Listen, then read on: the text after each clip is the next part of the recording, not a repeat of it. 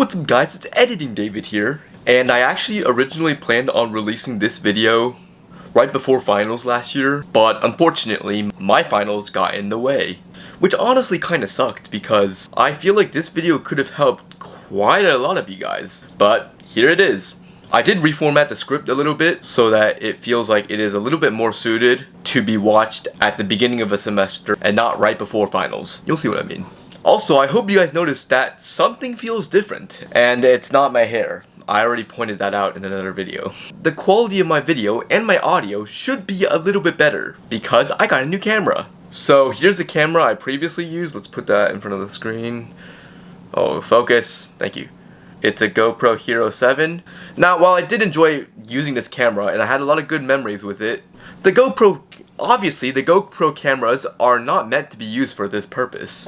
It is meant to record nature, something I don't get enough of these days.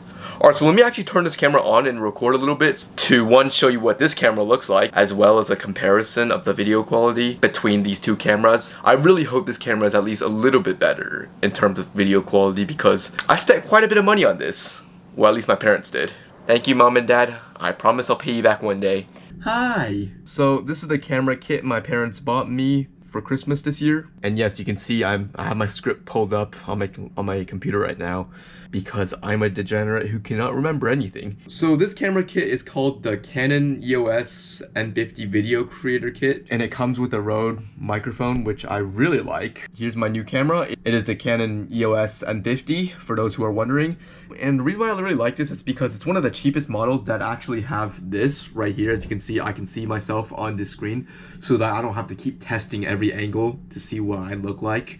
And yeah, I think this will both improve the quality of my videos and it would save me a lot of time. So I think I'm going to go ahead and put this camera away because I will still use it and I don't want to lose it. Anyways, I think I spent quite a good amount of time ranting, so let's get into this video.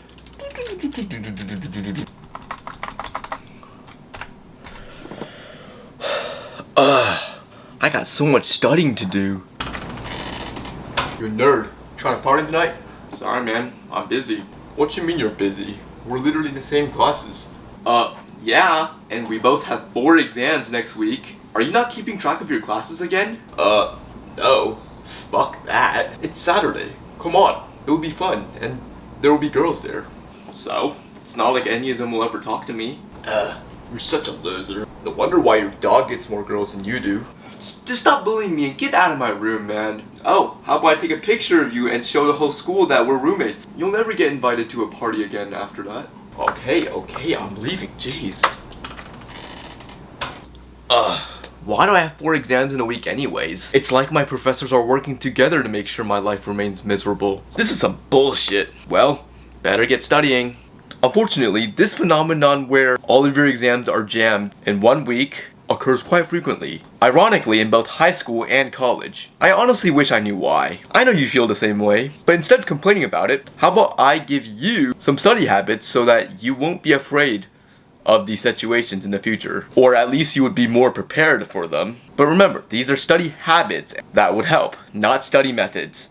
Because in terms of study methods, it is so subjective that if I were to make one video telling you exactly which methods would work and which methods would not work, I will get slammed in the comments. Because in terms of study methods, it's really a matter of what works for you. So with that out of the way, let's get into the video. What's up guys, David here, and if you like that skit, please leave a like. And of course subscribe for more videos. Anyways, here are a few pieces of advice that will ensure that you'll never have to stress about having multiple exams in 1 week. That's a pretty bold statement. And I'm also sure that each and every one of you guys are capable of following these advices, because while I may seem like this one loser who stays in his room all day talking to a camera, I am actually pretty involved around my campus, and I have to take care of a dog. So yeah, just about every college student should be able to follow this quote-unquote guide. Now I do want to make something abundantly clear here, and that is that none of these methods revolve around cramming for an exam, because that does not work. So if that's what you wanted to get out of this video, it is time for you to change your habits. But I mean seriously though,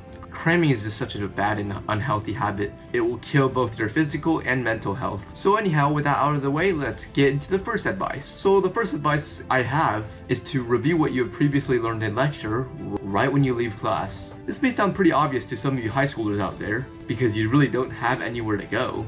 But trust me, literally nobody does this in college. Like, right after lectures, most of us are tempted to either go home or get some food and look at the notes later. Which, I mean, I don't blame you. Our brains are pretty much programmed to relax after concentrating for like an hour and a half. The only issue is that during the process of either hanging out with your friends, getting food, or whatnot, you may forget some of the information that your professor has talked about. Like, have any of you guys experienced a situation where you look at your notes a couple days after a lecture and you have no idea what's going on? Well, this is why. So here's the solution to this issue. Right after your class, spend some time to just quickly look over your notes while the information is still fresh on your head. You don't have to spend too much time doing this. Just quickly go through all the main points for about 30 minutes. Yes, of course you'll eventually forget if you don't look at it again for like 2 weeks. But at least now it will stick into your head for a little bit longer now since you have already looked over the information. Therefore, when you review your notes a day later or something like that, you'll probably at least be able to still retain something. Now, there is one flaw to this method as where it may not work, and that is if you have 2 consecutive classes or a class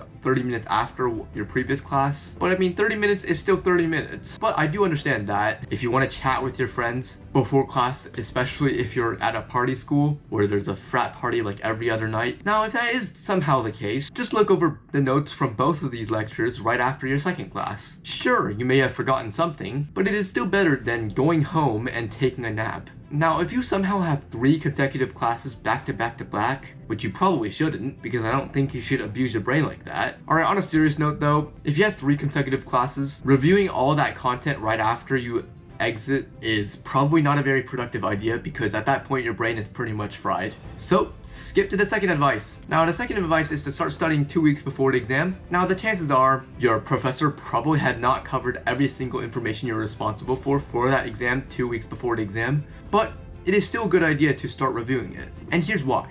Since your professor is still going to be giving you more information you'll eventually be responsible to learning, this means that you'll eventually have more information to study for. So don't you think it would be a high IQ move to have already more or less mastered the previous set of information? That way you don't have to cram everything a couple days before the exam. I personally think so.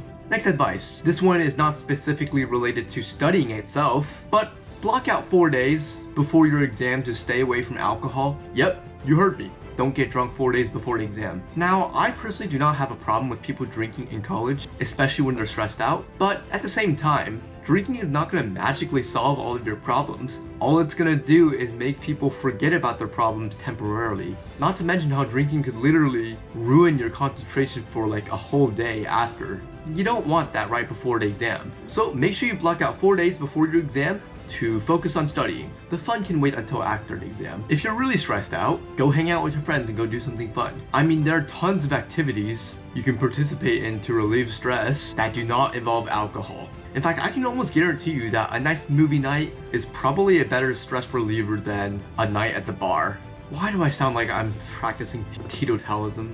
Next advice, make friends and study with the smart kids in class. And yes, this may mean making friends with that one nerd who stays in his or her room all day. A little bit like myself. Actually, minus the nerd part. I don't know how accurate that actually is. Anyhow, this isn't high school. Nobody's gonna judge you for being friends with a nerd. Okay, actually, that's probably an overstatement. I mean, you'll always witness this one moron who is still mentally stuck in high school, who still, for some reason, picks on nerds. But I mean, why let one moron get in your way of getting the grade you want?